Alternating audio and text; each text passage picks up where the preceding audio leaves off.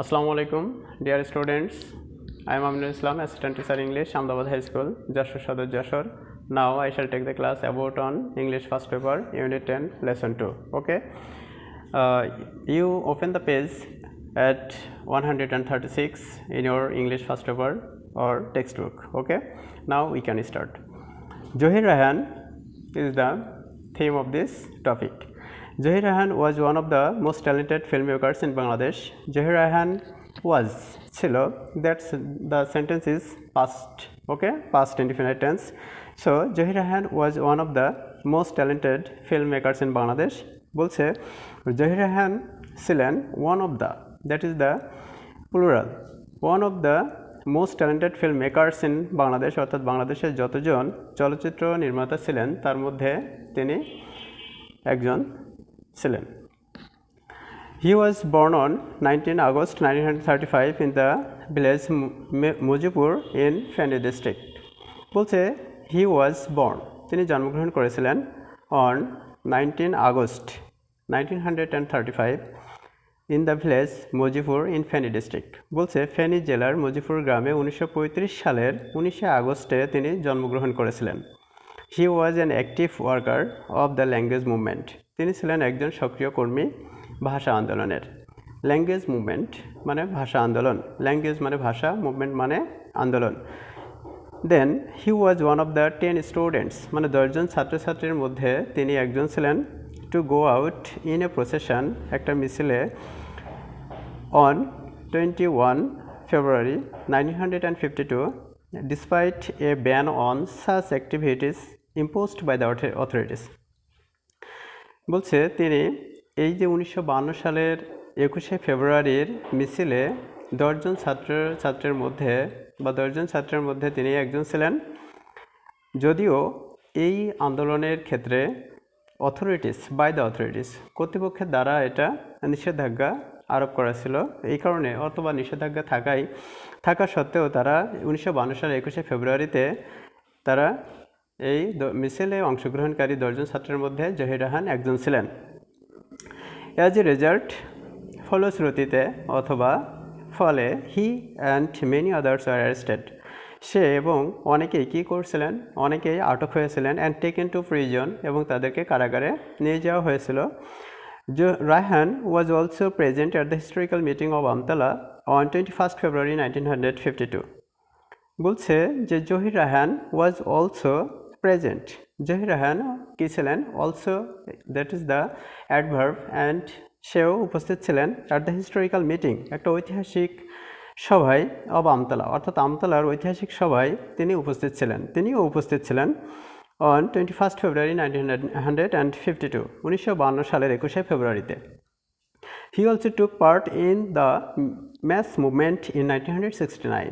বলছে he also took part, তিনিও অংশগ্রহণ করেছিলেন in the mass movement in 1969, 1969 সালের গণ আন্দোলনে তিনি কী করছিলেন, অংশগ্রহণ করেছিলেন। ইন 1971, 1971 সালে, ইন বলতে ই অন্তস্থাতে এতে, দ্যাট মিন্স দ্য সপ্তমী বিভক্তি। ইন 1971, 1971 সালে, he joined the liberation war, তিনি স্বাধীনতা যুদ্ধে অংশগ্রহণ করেছিলেন।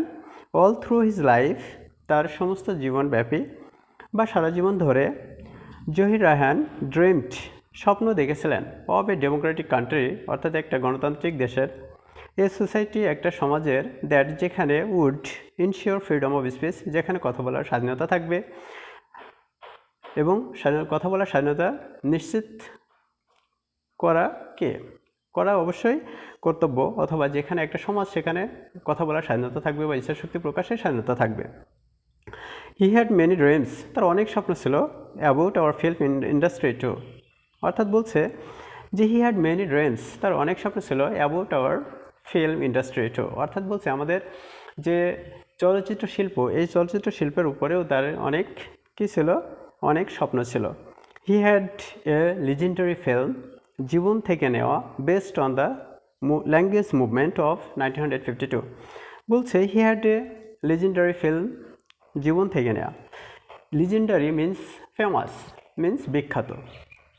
বলছে সে একটা বিখ্যাত চলচ্চিত্র নির্মাণ করেছিলেন যার নাম হচ্ছে জীবন থেকে নেওয়া, এবং এটা 1952 সালের ভাষা আন্দোলনের উপরে উপর ভিত্তি করে এটা তৈরি করা হয়েছিল। তারপরে বলছে ইট ওয়াজ এ প্রোটেস্ট, এটা ছিল একটা বিদ্রোহ বা আন্দোলন বা রক্ষাকারী, মানে প্রোটেস্ট মানে এটা সাধারণভাবে রক্ষা করা বোঝায়, কিন্তু এখানে আমরা বুঝবো যে যে দেখো এখানে ডিয়ার স্টুডেন্টস, এখানে খেয়াল করতে হবে যে it was a protest against the autocratic government, অর্থাৎ স্বৈরতন্ত্রী সরকারের বিরুদ্ধে এটা একটা আন্দোলন ছিল বা একটা বিদ্রোহ ছিল।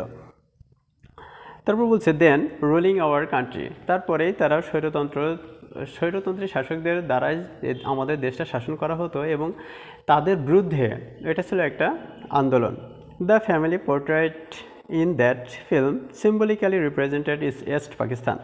বলছে দেখো দ্য পরিবার মানে দ্য ফ্যামিলি অর্থাৎ পরিবারটি পোর্ট্রেট ইন দ্য ফিল্ম অর্থাৎ এই বা ইন দ্যাট ফিল্ম অর্থাৎ ওই চলচ্চিত্রে যে পরিবারটিকে বর্ণনা করা হয়েছে বা চিত্রিত করা হয়েছে বা অঙ্কিত করা হয়েছে অথবা একটা পরিবারের যে ঘটনা সেটা এখানে আলোকপাত করা হয়েছে, সেটা হলো সিম্বলিক্যালি আর ফিল্মস বলছে সিম্বলিক্যালি মানে প্রতীকী অর্থে, ঠিক আছে, এটা কোনো বাস্তবে না, জাস্ট একটা পরিবারের সাথে কি ঘটতে পারে সেই পূর্ব পাকিস্তানে সেই সময়কালে 1971 সালে 1952 সালে যে সময় আন্দোলন হয়েছিল সেই আন্দোলনের সময়কালে কি ঘটনা ঘটতে পারে, নিশ্চয়ই হত্যা, তারপরে নির্যাতন, অত্যাচার এগুলো হতে পারে, সেই ধরনের একটা মুভমেন্ট বা ওই ধরনের একটা বিষয় একটা পরিবারের উপরে যে সম্পর্কটা ঘটছে বা যে অ্যাক্সিডেন্টটা ঘটছে সেটা এখানে প্রতীকী তাৎপর্য অর্থে এখানে ব্যবহৃত হয়েছে।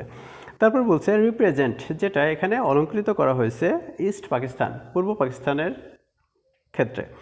দ্য ফ্যামিলি ওয়াজ রুলড, দেখো পরের লাইনে কিন্তু এটা ক্লিয়ার হয়েছে, the family was ruled by an autocrat who had to go to prison for her conspiracy.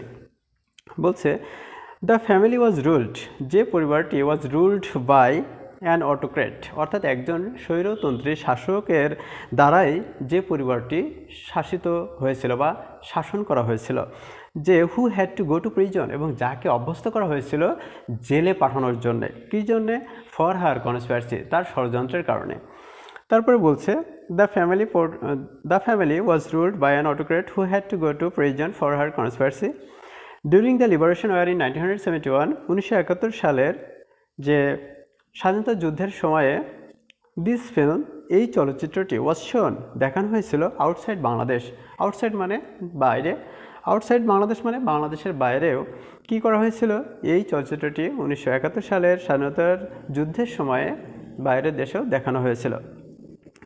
Celebrated film makers like Satyajit Ray, Mrinal Sen and Ritwik Ghatak appreciated the film.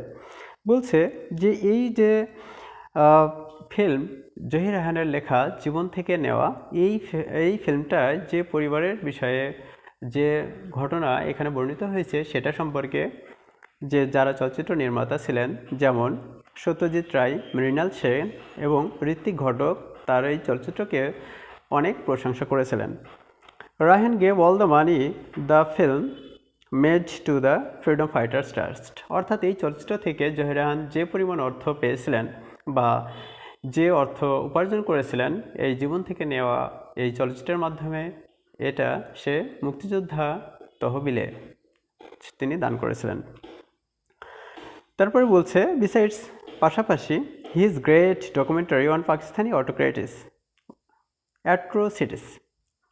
Atrocities, বলছে যে তার যে বিখ্যাত ডকুমেন্টারি মানে দলিল বা প্রমাণপত্র অথবা ওয়ানলি লেটার অর পত্র, বলছে পাশাপাশি তার যে বিখ্যাত প্রমাণপত্র ছিল পাকিস্তানি শাসকদের বা স্বৈরতন্ত্রের বিরুদ্ধে বা স্বৈরতন্ত্রের উপরে, সেটা ছিল হচ্ছে স্টপ জেনোসাইড নামে একটা তার আরেকটা বিখ্যাত উপন্যাস এবং এই উপন্যাসে তিনি সব কিছুই কমপ্লিট করেছেন।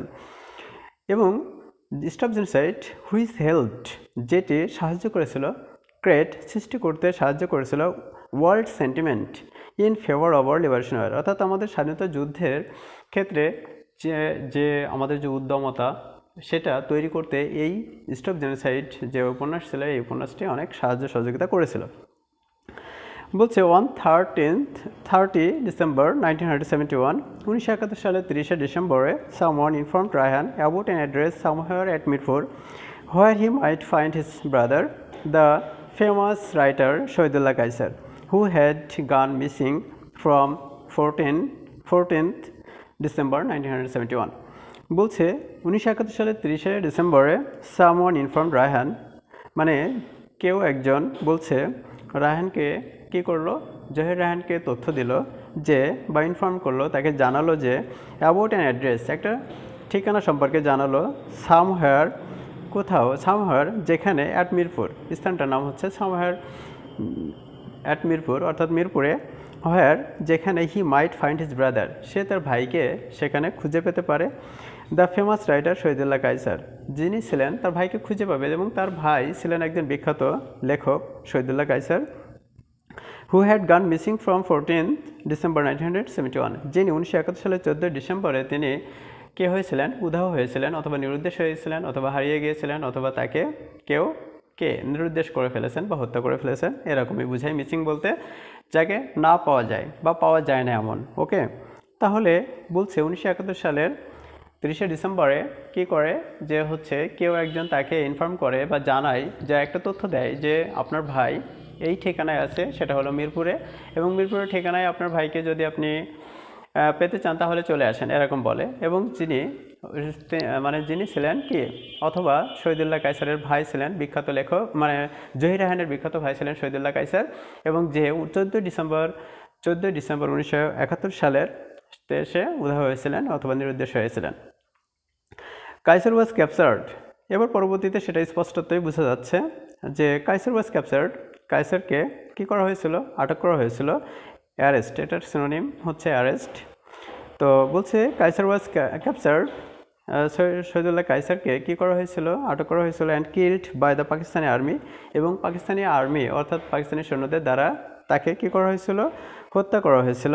অ্যান্ড বাই দ্য লোকাল কোলাবোরেটর্স মানে দালাল বা ব্রোকার, অথবা বলা যায় যে হচ্ছে ডিসিভার, মানে প্রতারণাকারী বা ভণ্ড। তো বলছে এই যে স্থানীয় দালালদের দ্বারা এবং পাকিস্তানি সৈন্যদের দ্বারা তাকে প্রথমত আটক করা হয়, পরবর্তীতে তাকে হত্যা করা হয়। তারপরে বলছে the last days of the war, অর্থাৎ যুদ্ধের শেষ সময়কালে বা শেষ দিনেই, বা এই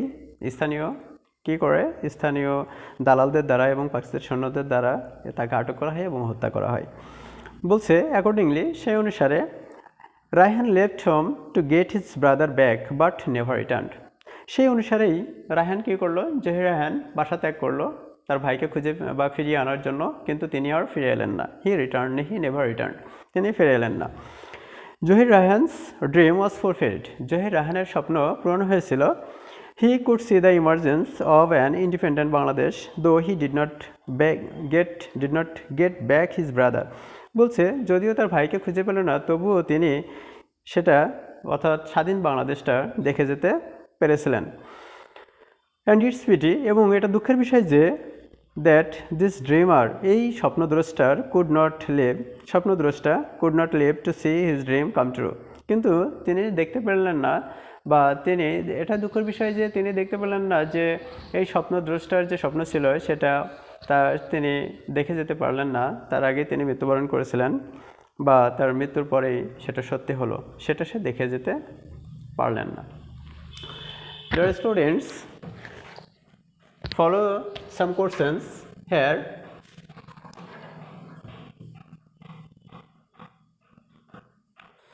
Here, follow the questions from the whiteboard. Here, answer the questions. Who was Zahir Rahan? At the first question. Then we read the text spontaneously, and now we write down the questions answer. Okay, dear students, at first we read the text, and now we shall give the questions answer spontaneously. Okay, now you follow the instruction or see the questions. Who was Zahir Rahan? Zahir Rahan কে ছিলেন? আমরা সাধারণভাবে answer দিতে পারি Zahir Raihan was a film maker. যদি আরও একটু modify করে বলতে পারি যে Zahir Raihan was a very talented film maker হয়। আবার হয় যে Zahir Raihan was the pioneer of making the film. Okay, সুতরাং we can give the answer of the questions spontaneously in various ways. Okay, there is no option or there is no ban to give the correct answer spontaneously. Okay, Dear students, when we can get the passage in the questions, and at first we can write down the MCQ. Okay, at first we get MCQ. Number one MCQ, that means 7 marks. MCQ number 2, questions. So here is the question of number 2 and MCQ. Now I shall ask for the question such as, who was Zohirahan? Or what is the occupation of Zohirahan? That means the MCQ. That means the question. MCQ means questions. Here, who was the Zohirahan? Zohirahan কে ছিলেন or